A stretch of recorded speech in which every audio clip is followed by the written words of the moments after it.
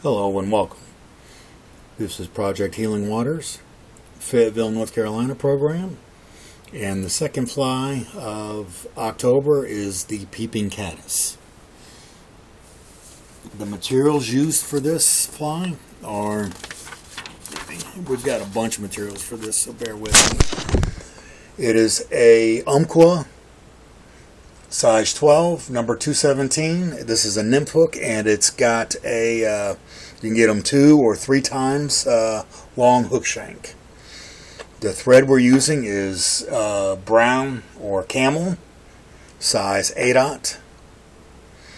The dubbing we're using, which is the body, is hairline, chocolate brown dubbing. The rib that we're using to hold the dubbing in is Danville's fine wire, color gold. The bead that we're using is it's a glass bead, and I picked these up at Hobby Lobby, and the size is 8/0. The color is metallic gold, but you can get this whole big tube. And I picked that up for $5, and I don't think I'll ever utilize the entire tube. I don't think my program will utilize the entire tube. The tail back here, we're using polypropylene yarn, and we're going to manipulate this a little bit, but we're using color white. The back hackle, the casing where it is escaping from, we are using Hungarian partridge feather, and the color is natural. And I believe I've covered everything out. And we are using 0.015 lead for the weight. Okay, so let's go ahead and get started with this. First, what we want to do is we want to collapse the barb on this hook. Otherwise, you won't be able to get the bead around. So you can just stick it in your vise and push that barb down. I think I got it down far enough. And then we want to insert our bead.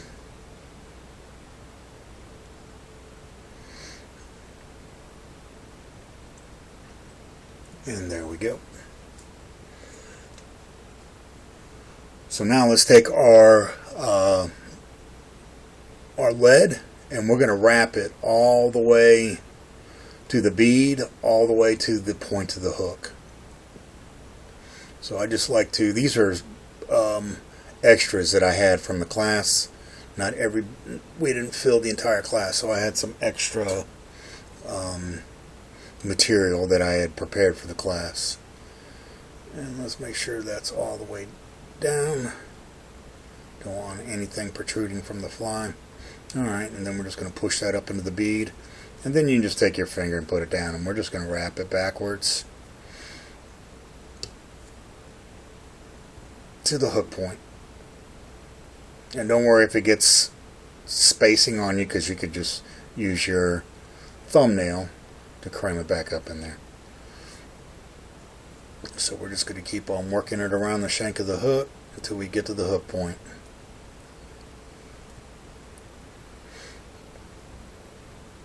And you can just actually, if you see that you're having wraps in it, just go beyond the hook point, and then you can bring it all the way.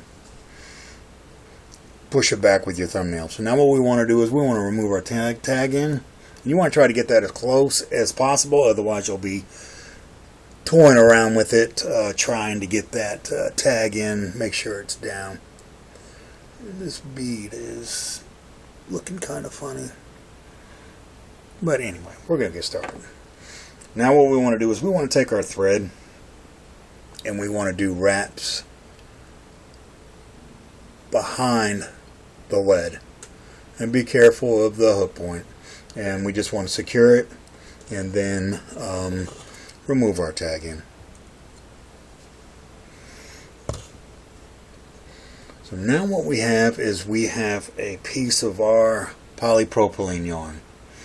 And what we need to do is we need to kind of melt the back end. There we go. And we're just doing that. And then we're going to take our fingertips and just kind of squish it down to make it into a round cylinder like so. And then if you choose to, you don't have to, but I like to take it and just kind of mark it up with a brown alcohol marker, just to give it some character.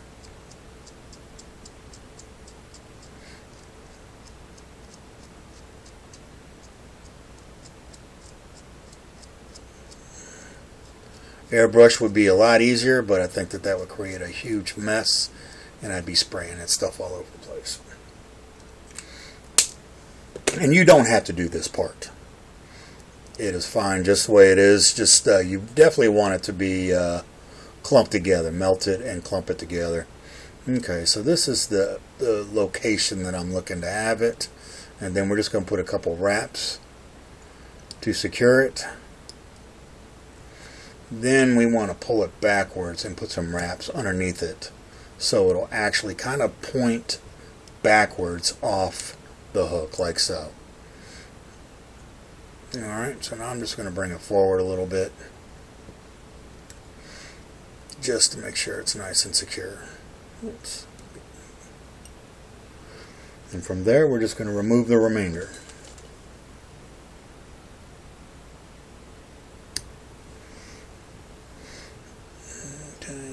Cinch that down.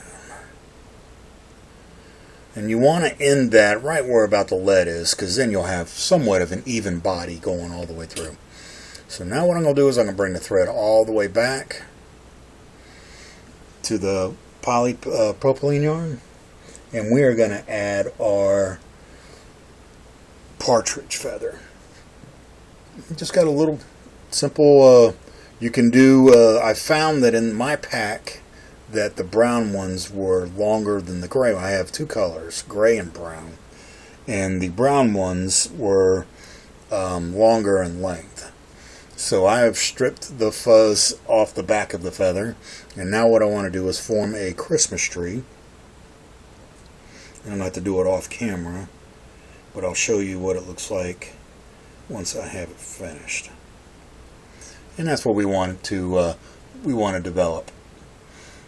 And so now what we can do is we're going to take it and switch hands, and we're going to tie it in. Like so. Make sure it's nice and flush with the back. Alright, so now I'm just going to carry it forward a little bit to secure it. I'm going to lift this up. Make sure we're good to go. Alright, and then now we're going to remove the top portion of the feather. Just like so. Alright, from here what we want to do is we're going to grab our hackle pliers. You know how I love these things, but this makes messing with these a little easier so they don't slip out of your hands. And so let's just go ahead, and we want this directly in front of the polypropylene yarn. And just, I don't know why it's twisting on me. Okay, let me undo all that. That was not a good looking wrap. Okay, I'm going to bring my thread all the way forward just to get it out of the way. So now, let's try it again. And we want all these fibers pointing backwards. Okay. Maybe if I had started with that, might have worked a little better. But we do. We want all these fibers kind of going backwards. Okay. And now that we've got them going backwards, we will just do as many wraps as you can. And if some fibers are coming forward, which this feather's not cooperating, we're just going to force it forward with the thread. Okay, so now I'm going to bring my thread back. And don't worry about capturing some of them. and we are going to capture the remaining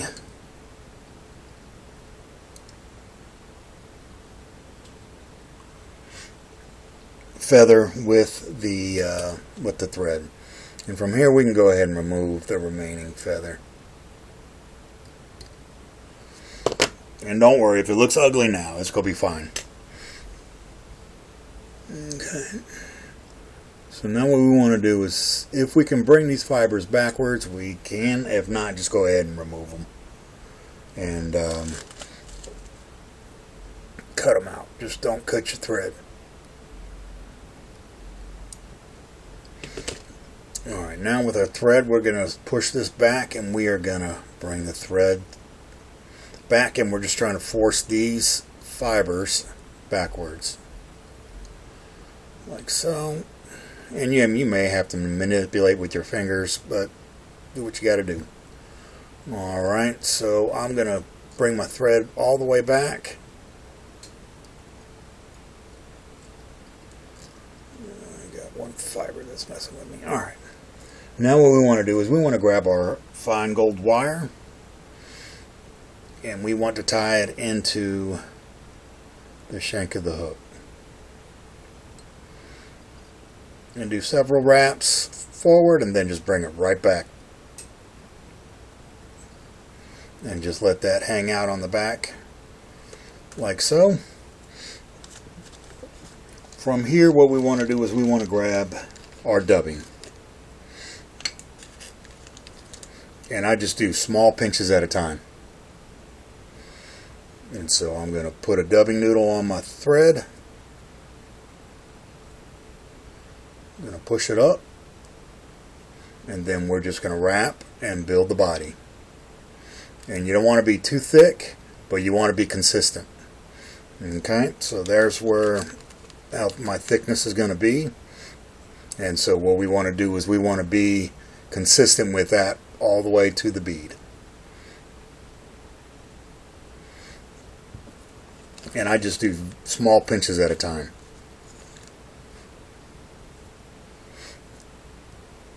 It's always easier to add than to take off. And just take your time.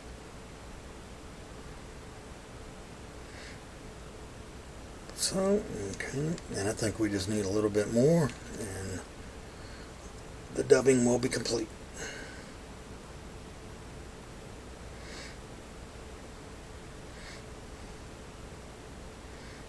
That looks good. Now what we want to do is we want to take our gold wire, and we're going to go in the opposite direction, and this will secure our dubbing so it won't make a mess when we are casting it, or a fish gets on it. So, excuse me. Put a couple wraps forward, backwards, and I like to go back at it. And if you got, you can helicopter this off, or if you've got a pair of scissors that are sacrificed for it, you can just snip it. And from here it's kind of buggy, which is what we want. And now what we need to do is take our whip finish tool and put a couple wraps behind the bead.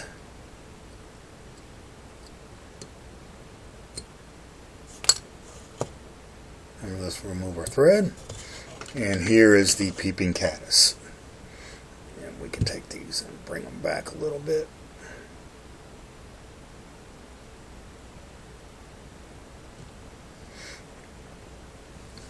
And there we go. That's a finished fly. I'm not too crazy about the bead. I probably should have switched it out when I was complaining about it at the beginning of the video. But you get the sense. For $5 for 1,000 beads, I guess you're gonna run into one or two that are not gonna cooperate for you, and also they're not for fly tying. It's for jewelry making or something like that, but definitely a lot cheaper than buying them from a fly tire vendor. This is Project Healing Waters, Fayetteville, North Carolina. This is the second fly for October. We appreciate you watching. If you find this information beneficial, certainly share it with your fellow vets. If you want to follow more flies, certainly subscribe to the channel, and we will get them out as soon as we can. We're very busy as an organization. Fayetteville, we do many different reach out programs, which pretty much take us to North Carolina mountains many times a month. Well, fishing season. We're doing many outings here in the Fayetteville area. We're also going down to the ocean and chasing red drum, and we just got back from the Albacore Festival. And we're branching out to places in Virginia and Tennessee. Be heading out there in 3 weeks, and also West Virginia. So we as a program are doing a lot of events. If you have any questions or comments, certainly reach out to us and leave us some information in the comment field, and we'll get back to you as soon as we can. Thank you much. This is Fayetteville, North Carolina, Project Healing Waters Program, and signing off. Thank you.